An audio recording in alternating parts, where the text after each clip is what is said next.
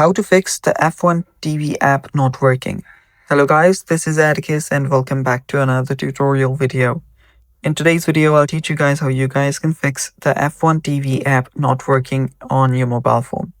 So let's get started. First thing that we will do is check for the internet connection and make sure that your connection is strong.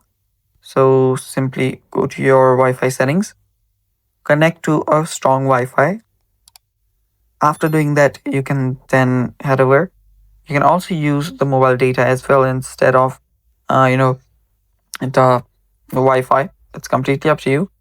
And after that, what you'll need to do is make sure that you're logged in and everything on the app, and just open up the app and check if it works.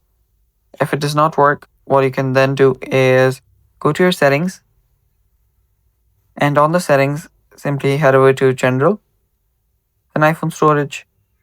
Now simply search for your F1.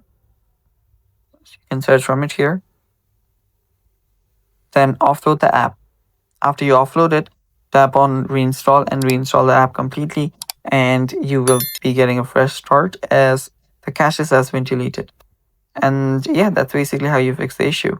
If that does not work, head over to your app store, search for F1